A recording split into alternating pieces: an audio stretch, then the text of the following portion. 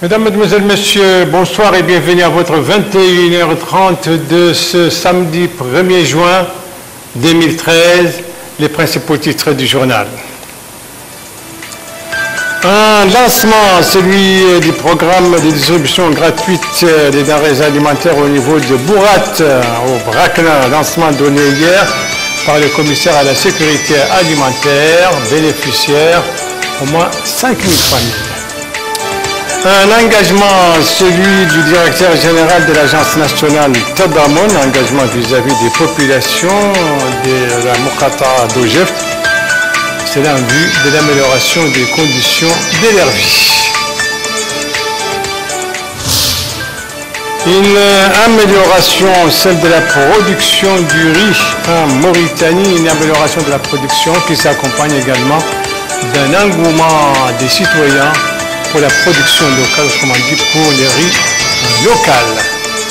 Voilà pour les titres de ce journal en ce 1er juin 2013, un mois qui commence donc, en juin qui commence sous la pluie. Jugez-en vous-même, car il a plu ces dernières 24 heures et aujourd'hui bien entendu dans certaines de nos wilayas, surtout au Dehod, mais également à Nassaba et au Guidimaha.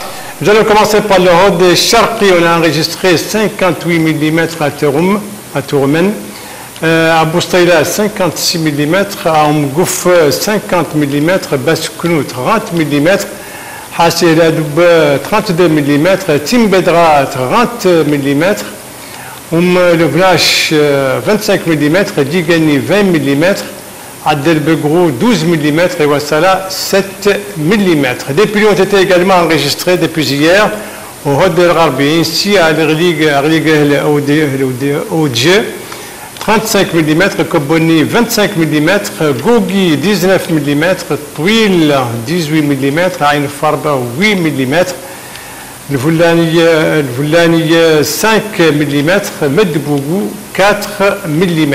À Nassaba, on a enregistré également 7 mm à Tenaa et enfin au Guidimaha, 10 mm ont été enregistrés à Rabou et 2 mm ont été enregistrés à El Melgué. Je m'excuse bien entendu si j'ai écorché l'un ou l'autre des noms des localités que je viens de citer.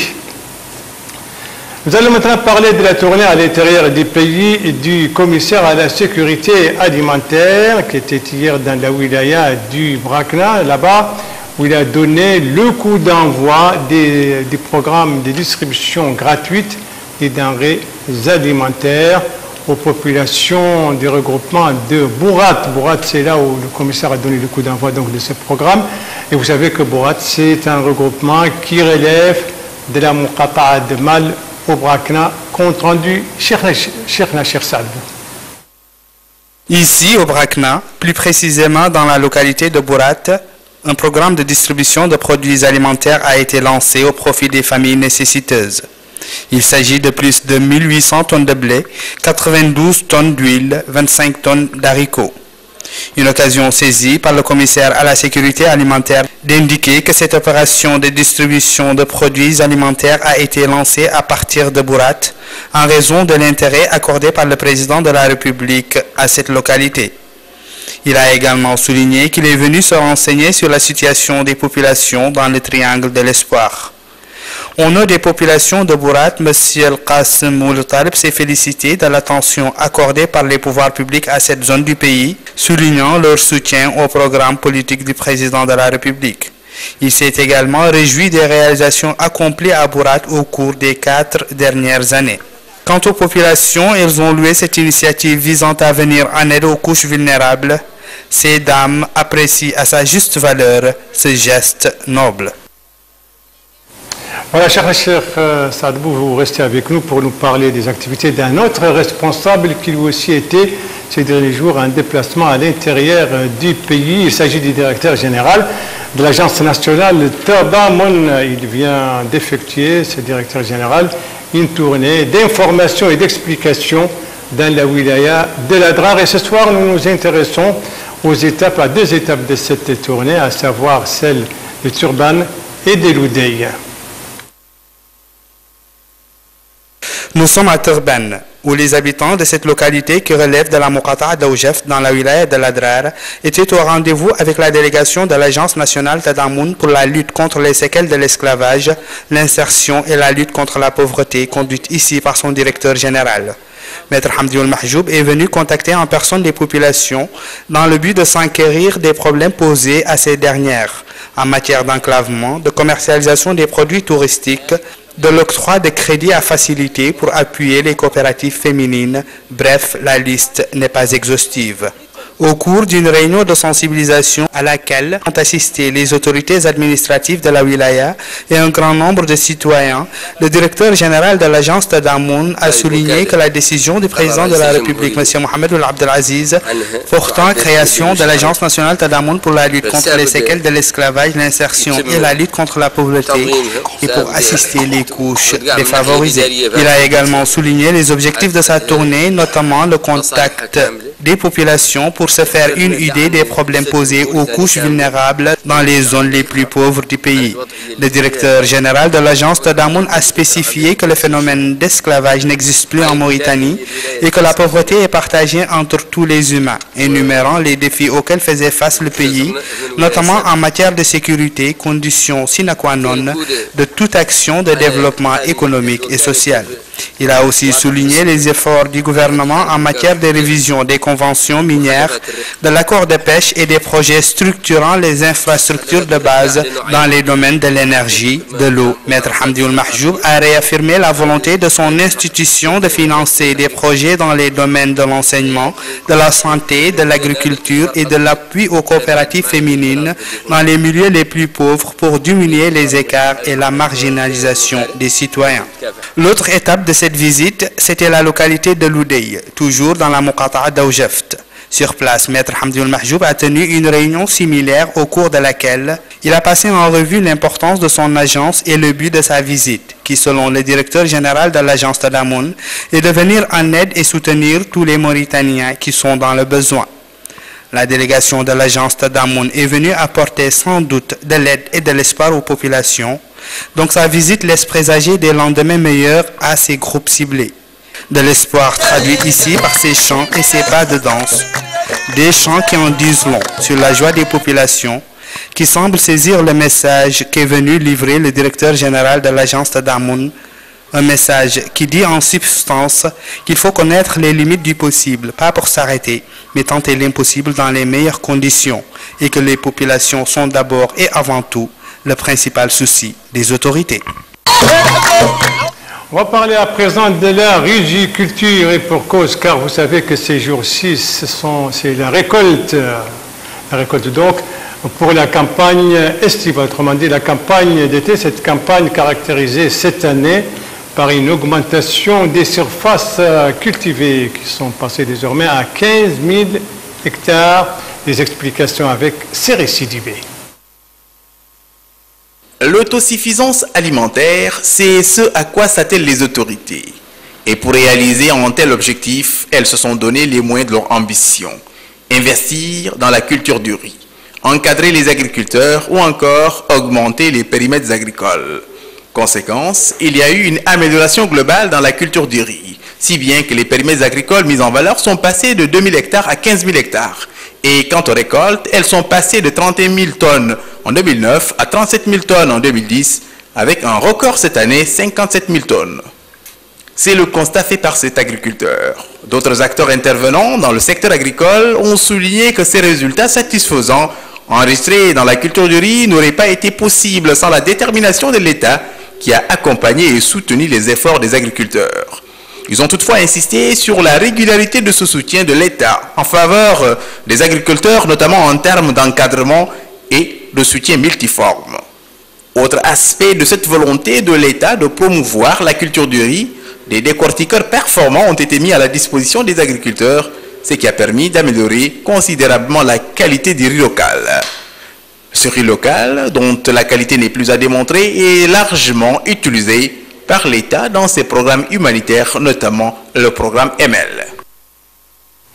Des zones agricoles du sud aux zones minières du nord et notamment dans le Tiris Zemour, dont la capitale Zouerat vient d'abriter, vous le savez, les assises de suivi de l'application des recommandations de la table ronde sur le développement intégré de cette wilaya, des assises qui ont permis de faire le point sur les projets de développement qui ont été réalisés dans les différents domaines. On retrouve Cheikh Sadbou.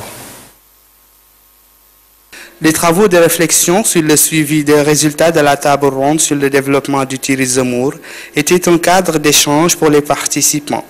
Il illustre l'intérêt qu'accordent les pouvoirs publics au développement régional en tant que cadre idéal pour l'exploitation des ressources locales et l'implication effective des citoyens dans l'œuvre de développement afin de renforcer le rôle des wilayas dans le développement économique et social du pays.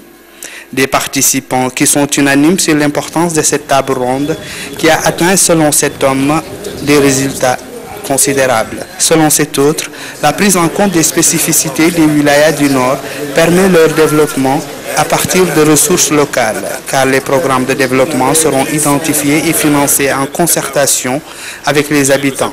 Idem pour les autres intervenants qui ont tous mis en exergue l'importance de ce genre de rencontre et son utilité sur les habitants.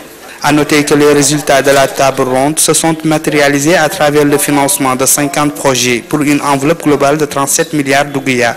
Ceux-ci s'inscrivant dans le cadre des efforts du gouvernement visant à réaliser un développement global. Activité des partis politiques à présent dans ce journal a commencé par celle de l'IPER, l'Union pour la République, avec ses sessions de formation organisées par la Commission nationale des femmes de ce parti, des sessions qui viennent d'être lancées dans la Muqata'a de Tayart et qui vont toucher toutes les Muqata'a de Nouakchott. Leur objectif, c'est l'ancrage de la culture de parti chez les participantes et notamment chez les responsables des comités de base. C'est ce qu'a expliqué la responsable de la secrétaire exécutive chargée des femmes de l'IPER. Il s'agissait aussi de les informer sur les acquis réalisés dans les différents domaines et notamment en ce qui concerne les femmes. C'est aussi l'occasion de les préparer pour affronter les débats politiques. Ces sessions de formation, donc, je le disais, viennent d'être lancées à Tayart et vont toucher les 8 autres Muqata'a de Nouakchott. Autre activité, il s'agit du sursaut de la jeunesse pour la nation. Ce parti qui vient d'enregistrer de nouvelles adhésions, celle des cadres et des notables, c'est d'un groupe de cadres et de notables de la localité de Dar es Salam qui relève de la Muqata'a d'Erkiz. Ce ralliement était annoncé hier soir au cours d'une soirée organisée par ce parti dans cette même localité. C'était l'occasion pour les nouveaux adhérents de souligner que leur décision s'explique par l'intérêt accordé aux populations, aux citoyens, sans distinction bien sûr, par ce parti dont la présidente a salué elle aussi cette adhésion, soulignant que de telles rencontres contribuent au renforcement de l'unité nationale. Enfin, troisième partie dont on va parler ce soir, il s'agit d'un ribat démocratique et social qui lui aussi vient d'enregistrer l'adhésion d'un groupe des habitants du quartier Tarhil, une adhésion annoncée au cours d'un meeting organisé justement à cette occasion par ce même groupe, l'occasion pour les nouveaux adhérents d'expliquer que les décisions s'expliquent par l'orientation de ce parti et ses principes qui sont conformes aux leurs. C'était aussi l'occasion pour le président du parti de souligner que sa formation est consciente des problèmes qu'affrontent les habitants de ce quartier de Tarhil.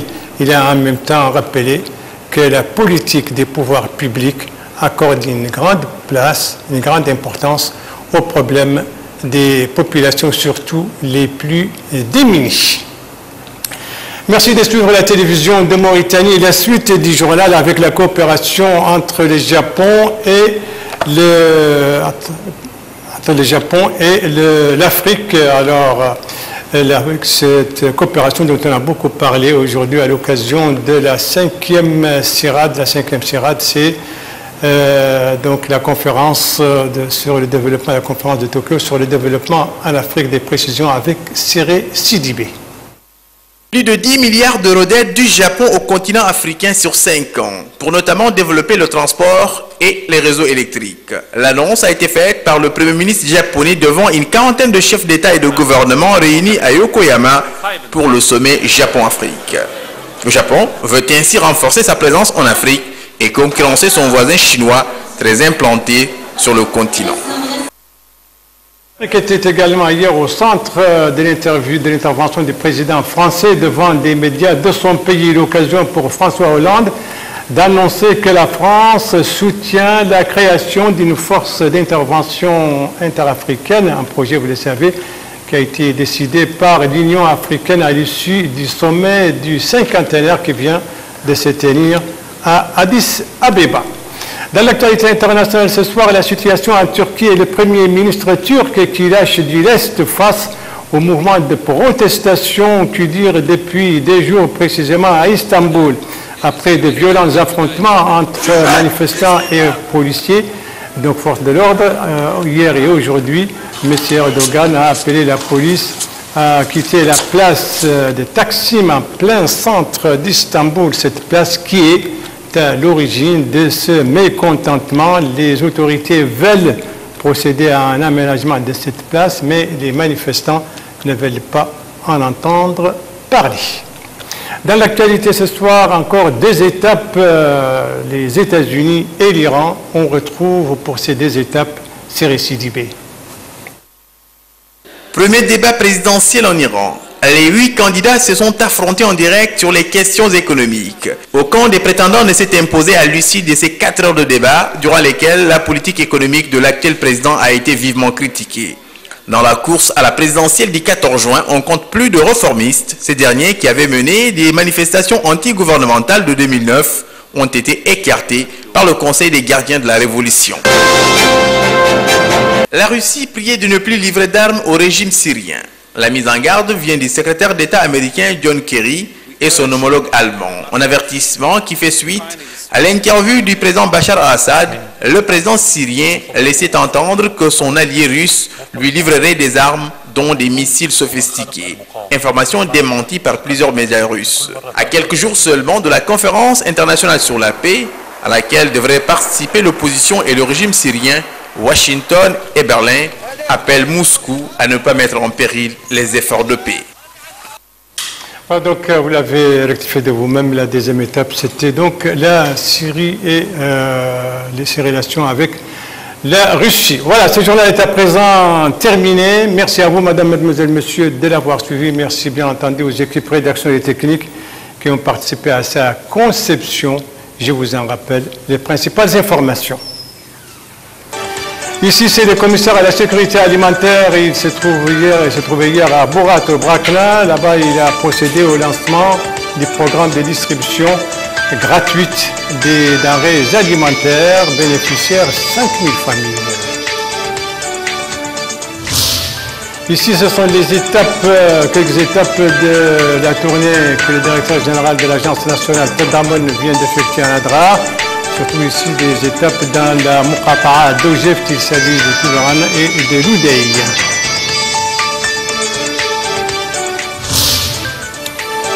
Et ici c'est la riziculture, c'est bientôt la récolte, donc campagne estivale, une campagne caractérisée par une augmentation des surfaces cultivables qui sont passées désormais à 15 000 hectares et on constate aussi un engouement des consommateurs pour le riz local. Voilà.